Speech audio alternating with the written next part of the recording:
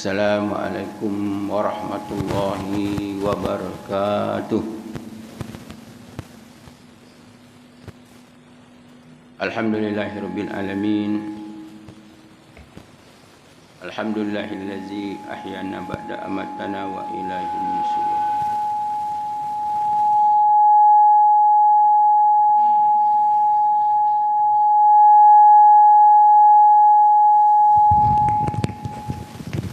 Allahumma salli wa sallim ala Muhammadin sallallahu alaihi wasallam wa ala alihi wa sahbihi ajmain.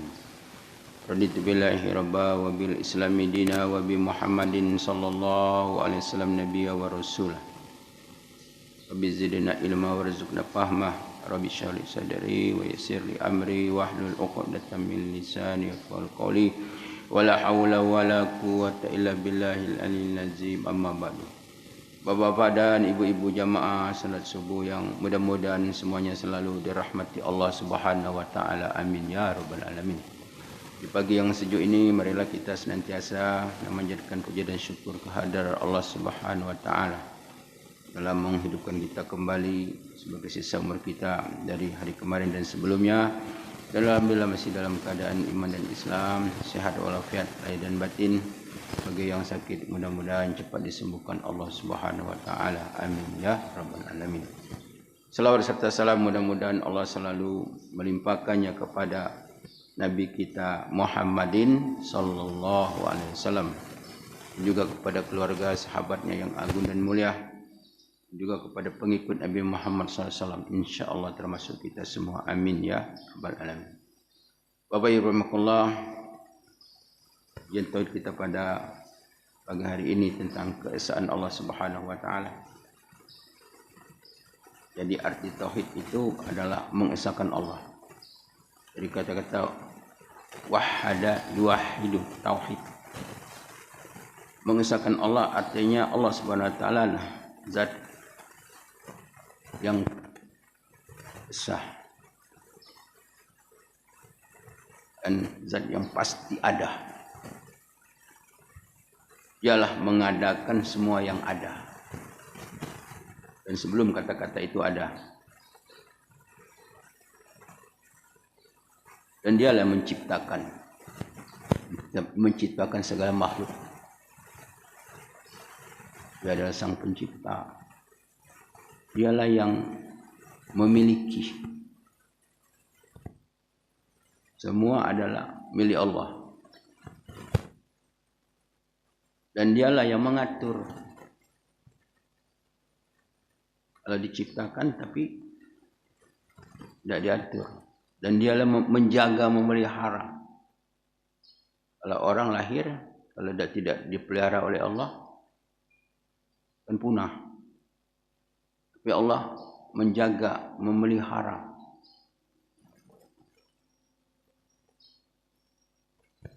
Rasulullah SAW bersabda, Allahumma rahmataka arju fala takilni ila nafsi turrafata ayun. Ya Allah, dengan rahmatmu aku mengharap kepadamu, jangankan biarkan aku untuk mengurus diriku walaupun hanya sekejap mata. Manusia tidak bisa untuk menjaga dirinya sekejap mata pun tidak mampu tanpa pertolongan perlindungan Allah Subhanahu wa taala. Karena memang segala sesuatu adalah Allah Subhanahu wa taala.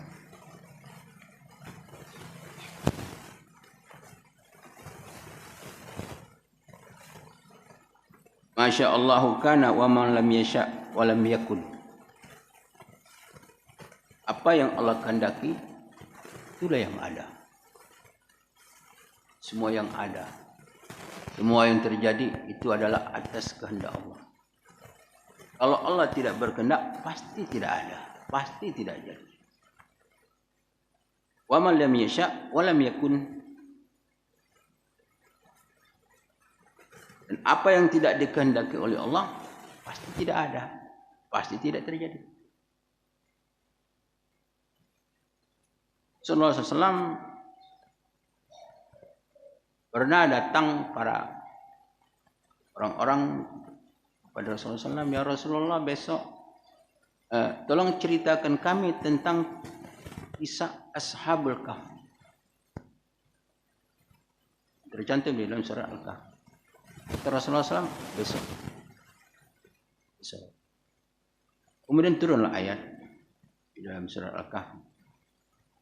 Wala taqulanna li syai'in inni fa'ilun dzalika ghadan illa ay yasha Allah. Janganlah sekali-kali kau mengatakan bagi sesuatu inni fa'ilun dzalika ghadan. Besok aku akan melakukan. Tak boleh. Illa ay yasha Allah, kecuali ay yasha Allah. Kecuali insya Allah. Karena itu adalah menyangkut tentang Allah, tentang kehendak Allah. Allah nak berkehendak, Rasulullah ditegur, tak boleh. Nabi Sulaiman alaihissalam, apa kata Nabi Sulaiman alaihissalam? Kalau saya mempunyai anak, semua anak saya akan dijadikan junudullah, tentera Allah. Berapa istri Nabi Sulaiman? Siapa tahu? Tahu tak? Tak kata yang tahu. 1000. Kira Pak, istri 1000 kira-kira bagaimana? Banyak tak? Banyak.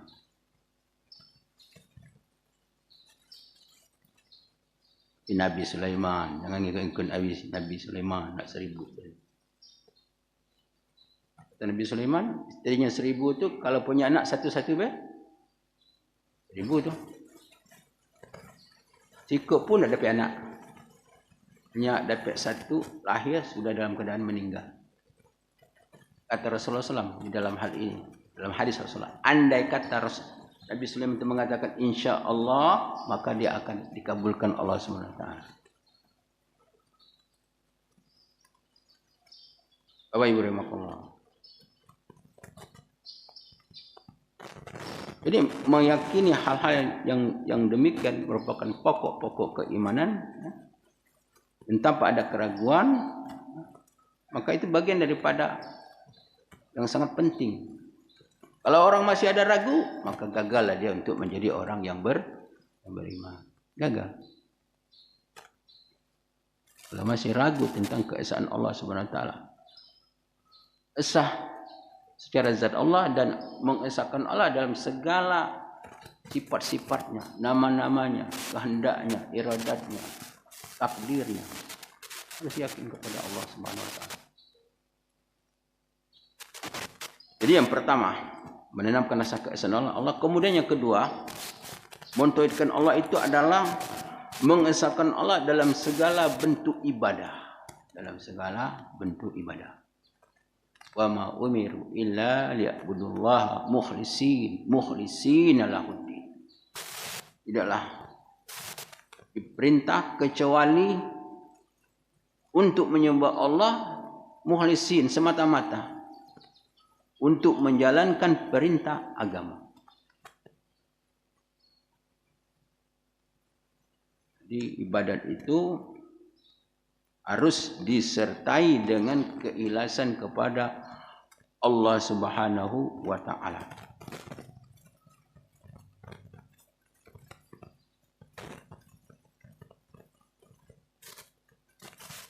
Karena orang-orang yang ikhlaslah, orang-orang yang mentauhidkan Allah Subhanahu wa taala yang selamat. Selamat dunia. Di dalam surah Al-Hijr ini ada dialog antara Allah dengan iblis.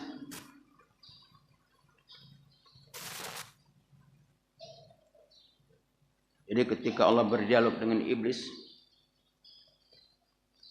Allah qala lam takun li asjuda li basharin khalaqtu min sulatin min ma'in mahin qala fahrud minha fa innaka rajim wa innaka alaka la ilaimul qiyamah ila yaumiddin. Jadi ketika iblis diusir Allah Subhanahu wa taala dari dalam surga karena membangkang. Kemudian kata iblis, qala rabbi fa anzirni ila yaumi yub'atsun. Kata Allah SWT, wa innaka ala nata ila yaumidin. Kau dilaknat sampai hari kiamat. Jadi iblis itu adalah makhluk yang dilaknat Tuhan. Padahal iblis itu bukan main, paling alim, paling taat dari bangsa jin. 50.000 tahun menyembah Allah, ibadah kepada Allah Subhanahu wa taala. Tidak nyangka. Tidak menyangka menjadi ahli neraka. Tapi dia membangkang Allah Subhanahu wa taala. Satu kali dia membangkang perintah Allah, maka dia dilaknat Allah Subhanahu wa taala. Kemudian iblis bilang, qala, berkata iblis, rabbi fa anzirni ila yaumi yub'atsun. Ya Allah, berikan aku kesempatan agar aku hidup sampai hari kiamat, tak panjang umur. Ya Allah, qala fa innaka minal munzirin. Allah mengusul engkau adalah termasuk orang-orang yang dapat dikabulkan doanya. Di iblis nak hidup panjang umur. Maka tak usah nak minta panjang umur kalau gawe tak keruan. Kalau nak panjang umur iblis. Ada tak manfaat? Tak ada. Qala rabbi bima awatani la uzayyannanahu lahum fi ardi wa la u'yannahum ajma'in. Kata iblis, ya Allah, karena aku sudah menjadi yang tersesat,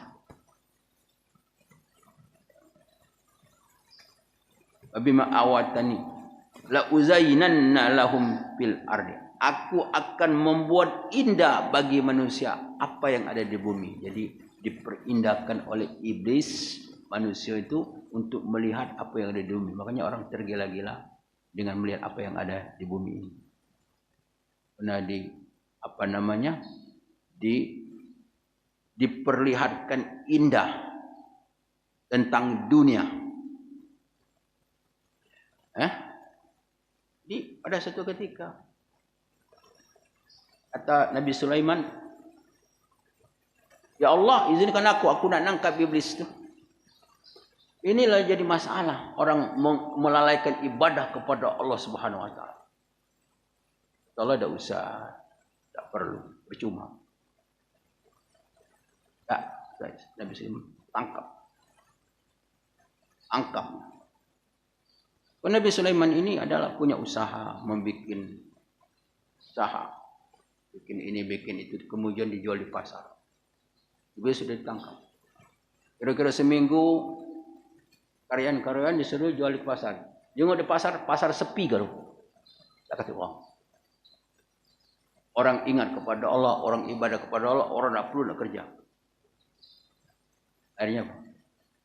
Iblis itu dilepas lagi, rame lagi pasar. Rame lagi pasar. Jadi percuma. Kalau tidak ada iblis, dunia sudah rame. Jadi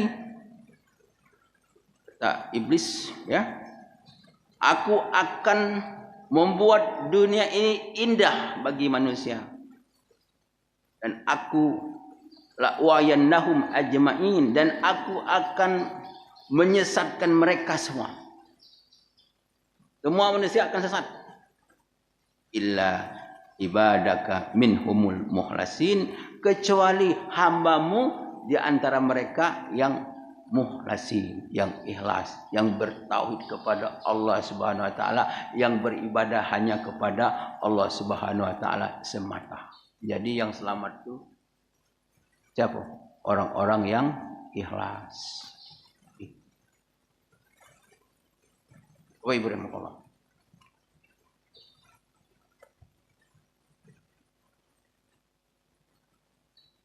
Jadi keikhlasan itu,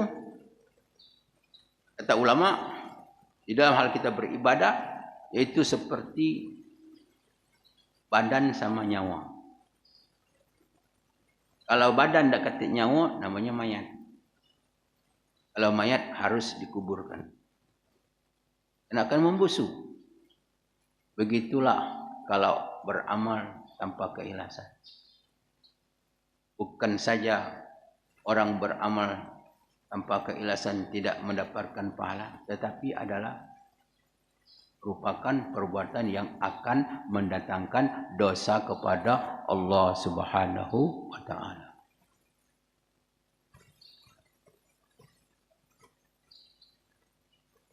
Amal manusia itu ada dua macam. Pertama, amal yang mendatangkan pahala namanya ketaatan. Namanya ketaatan. Dan amal-amal yang mendatangkan dosa itu namanya kemaksiatan. Maksiat. Maksiat itu artinya melanggar, berlawanan dengan tuntunan agama.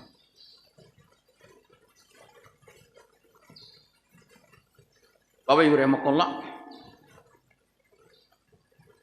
para ulama mengatakan bahwa orang beramal itu ada 3 tingkatan. Ini pendapat sebagian ulama. Yang pertama adalah orang beramal, mohon maaf, bukan ulama. Rasulullah SAW bersabda. Kata Rasulullah SAW, di akhir zaman umatku akan beramal dengan 3 macam. Satu, beramal dengan ikhlas. Yang kedua, beramal dengan riya. Yang ketiga, beramal untuk mencari muka, atau kalau istilah sekarang itu pencitraan. Pencitraan. Semua harus di viral. Haji di viral, umroh di viral, sedekah di viral, salat di viral. Itu. Kata Rasulullah SAW, 3 ini, yang pertama itulah yang akan Allah masukkan ke dalam surga. Nomor 1 tadi, yang ikhlas. Yang nomor 2, nomor 3, dia akan berada di tempat yang lain. Dia akan dimasukkan Allah ke dalam neraka. Bapak Ibu rahimakumullah, bagaimana agar beramal ini, agar kita dapat mendidik diri kita beramal dengan ikhlas? Maka kata ulama, hendaklah dia merenung bagaimana di akhirat nanti Allah Subhanahu wa taala akan memanggil. Jadi di akhirat itu dipanggil orang yang tidak ikhlas. Wahai para pembohong-pembohong,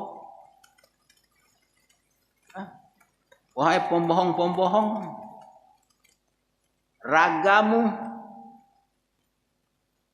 badanmu beribadah kepadaku, hatimu tidak.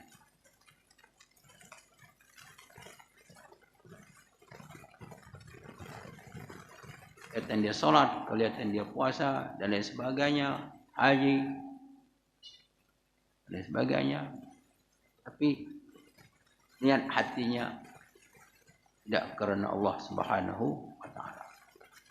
Akan dipanggil, wahai pembohong-pembohong, kata Allah Subhanahu wa taala. Oh, enak kemalunya. Bahkan dalam hadis Rasulullah SAW dikatakan, orang-orang yang diusir Allah Subhanahu wa taala pada hari kiamat, yang mana mereka-mereka itu datang kepada Allah Subhanahu wa taala, mereka meminta pahala, meminta ganjaran. Kata Allah Subhanahu wa taala, kau pergilah untuk mendapat apa yang kau inginkan kepada orang-orang yang kau minta ketika engkau di dunia. Jadi kalau bahasa kita itu, jangan minta pahala kepadaku, mintalah kepada pahala orang yang kau niat tadi. Jika apapun niat kau di dunia. Ini bagi orang-orang yang beribadah.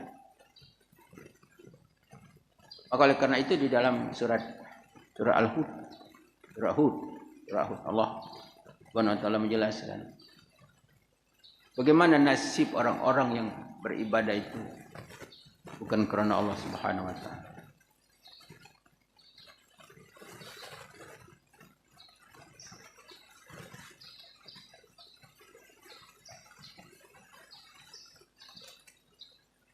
Man kana yuridul hayatad dunya wa zinataha nuwaffi ilaihim a'malum fiha wa hum biha la yuqasun.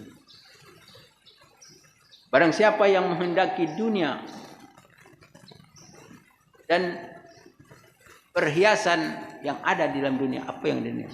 Orang ibadat, tujuan ibadat itu badan sehat, rezeki lancar, ini cuma dunia wae. Akhirat. Badan untuk dunia. Bersedekah supaya dapat rezeki yang melimpah lagi. Jadi dia semata-mata dunia ni. Dalam ayat ini diterangkan oleh ahli tafsir. Man kana yuridul hayatad dunya wa zinata nuwaffi ilaihim a'malum fiha wa hum biha la yuqasun. Orang yang beribadah untuk dunia semata, maka kata Allah Subhanahu wa taala, nuwaffi ilaihim a'malum biha. Maka Allah akan cukupkan. Kalau Allah kehendaki dia Allah cukupkan dan Allah tidak akan kurang sedikit apapun. Uang ibadat untuk dunia, untuk cari dunia, berkemungkinan kalau Allah kehendaki Allah cukupkan. Ulaika allazi laisa lahum fil akhirati illa nar. Wa habita ma sana'u fiha wa batilu ma kanu ya'malun. Ini surah Al-Hud ya, ayat 15-16. Tapi orang yang seperti itu ibadahnya kata Allah Subhanahu wa taala tiada bagi mereka di akhirat kecuali neraka. Ulaika allazi laisa lahum fil akhirati illa nar. Mereka itu tiada bagian di akhirat kecuali neraka. Wahabito ma sana'u fiha wa batilu ma kanu ya'malun. Dan batalah segala apa yang dia usahakan ketika di dunia, dan segala amal ibadahnya adalah menjadi hal-hal yang tidak ada guna sama sekali. Nah, itu orang yang beribadah. Jadi ibadah itu kalau masih selagi ibadah itu mencari sesuatu dari manusia, maka selama itu juga dia tidak akan mendapatkan keikhlasan ibadah kepada Allah Subhanahu wa taala. Jadi di sini dalam tauhidul ibadah, dalam mengesahkan Allah Subhanahu wa taala. Makanya di dalam hadis Rasulullah SAW itu hadis-hadis yang dikumpulkan oleh para ulama-ulama hadis itu kan ada 50.000 hadis. Ini penting. Kemudian dicari lagi hadis yang paling penting. Ada 40 hadis. Itu namanya hadis matan arba'in. Jadi dipelajari di pondok-pondok hadis matan arba'in. Kemudian hadis 40 itu yang penting, yang paling penting hadis tentang niat. Kalau kita buka ini, hadis itu matan arba'in kan. Jadi yang paling penting itu hadis tentang niat. Innamal a'malu binniyat wa innamal likulli imrin ma nawa. Man kana hijratu ilallah fa hijratu ilallah wa man kana hijratu ila imratin tunkihu au dunya yusibuha hajaru ilaiha. Hadis tentang hijrah. Siapa yang sesungguhnya amal itu adalah innamal a'malu binniyat. Amal itu adalah dengan niat. Barang siapa yang berhijrah karena man kana hijrah ilallahi wa rasul. Siapa yang hijrah karena Allah dan Rasul, fa hijratu ilallahi wa rasul. Maka hijrahnya karena Allah dan Rasul. Barang siapa yang hijrah karena perempuan untuk menikahi, karena ada memang pada waktu itu seorang laki-laki pindah dari Makkah ke Madinah karena ada betina yang nak dengan dia tu, pindah ke Madinah, dia pindah ke Madinah. Atau orang pindah ke Madinah bukan urusan keimanan keislaman, tapi dia ada urusan akhir, urusan dunia, maka dia akan mendapat itu saja. Tadi ini hadis, kata ulama, siapa yang mempelajari hadis ini, maka hadis ini adalah separuh agama. Separuh agama. Nah, jadi ulama mengatakan betapa pentingnya mempelajari tentang niat. Tentang niat. Niat inilah yang dapat untuk menentukan tentang amalnya seseorang. Tentang amalnya seseorang. Di dalam bab sedekah ya. Bab sedekah. Dalam hadis yang menerangkan tentang apa namanya?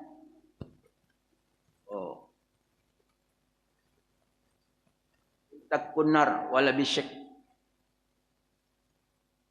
Jagalah dirimu dari api neraka walaupun kau bersedekah hanya sebelah kurma. Jadi diterangkan ulama. Jadi sedekah itu ini dibahas tentang keikhlasan. Kalau sedekah itu sebiji kurma, kalau ikhlas kurma itu besar. Semakin lama semakin besar. Seperti gunung. Di gunung. Kalau ikhlas. Jadi amal yang ikhlas itu amalnya tidak pernah disebut. Itulah banyak amal-amal di dalam hadis diterangkan oleh ulama itu. Amal-amal yang kecil yang tidak diperkirakan, itu yang kadang-kadang yang menyebabkan orang masuk surga. Tapi amal-amal yang besar-besar itu kadang-kadang amal itu jadi rusak. Karena orang banyak menyangka bahwa amal-amal itu adalah besar pahalanya. Tapi kata ulama, kalau disebut-sebut, itulah menunjukkan bahwa amal itu belum naik ke langit. Tak naik ke Allah. Kenapa disebut? Disebut. Jadi, kalau ibadah itu disebut-sebut, maka ibadah kecil-kecil hilang. Itu ibadat, itu amal. Tapi kalau dosa. Lain lagi. Kalau dosa disebut-sebut, lama-lama dosa itu hilang. Ya Allah, aku pernah ini, ya Allah. Dosa disebut-sebut, diingat-ingat. Bertobat kepada Allah SWT, sebut-sebut, ya Allah. Lama-lama hilang dosa itu.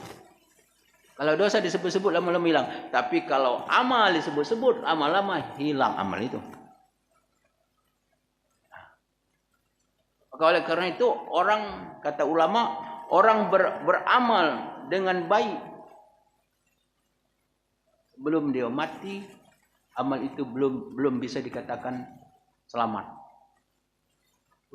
Belum kata jaminan selamat. Karena mungkin beramal memang amalnya ikhlas. Tapi entah berapa puluh tahun tersebut itu amal. Kalau udah aku bangun masjid itu dulu, habis, sudah selesai. Habis kalau. Inilah iblis. Jadi iblis itu dalam merusak keikhlasan itu, mulai dari menghalang-halangi, sampai kepada orang itu ibadat, masih dia berusaha bagaimana supaya keikhlasan itu akan rusak sebelum manusia itu menghadap Allah Subhanahu wa taala. Ini jatuh iblis ini di dalam merusak keikhlasan di dalam orang beramal. Bapak Ibu rahimakumullah, oleh karena itu dengan kita mempelajari tauhid inilah salah satu sebab amal kita dapat kita jaga, pelihara. supaya kita menghindari apa yang disebutkan Allah Subhanahu wa taala di dalam Al-Qur'an. Hal nunabbiukum bil ahsarina amal allazina dalla sa'yuhum fil hayatid dunya. Air surat Al-Kahfi. Mau dah kata Allah, aku kasih tahu hal unabbiukum bil ahsarina amala. Orang yang paling rugi dalam dia beramal. Paling rugi. Dia bukan beramal tapi paling rugi. Allazina dalla sa'yuhum fil hayatid dunya wa yasabuna annahum yusinuna sunna. Orang yang paling rugi beramal dan dia menyangka bahwa dia sudah banyak berbuat baik. Nah, ternyata di akhirat dijenguk kosong. Nah, kosong. Wa yasabuna annahum yusinuna sunna. Dia nyangka sudah banyak beramal, tapi amal ternyata ibarat data-data itu di komputer itu dimakan virus. Barang kita nabung di bank, waktu kita buka rekening kosong. Apa dak sedih? Kosong. Nah, maka oleh karena itu kita supaya berhati-hati. Jadi bukan cukup kita beramal dengan ikhlas, dengan sungguh-sungguh, tapi juga kita beramal ini juga kita dapat menjaga dan memelihara agar amal kita itu sampailah dapat kita terima ketika kita menghadap Allah Subhanahu wa taala. Wa'ibarakallah, demikianlah kajian kita pada pagi hari ini. Mohon maaf atas segala kekurangan kesilapan kepada Allah, mohon ampun. Wabillahi taufiq wal hidayah. Wassalamualaikum warahmatullahi wabarakatuh.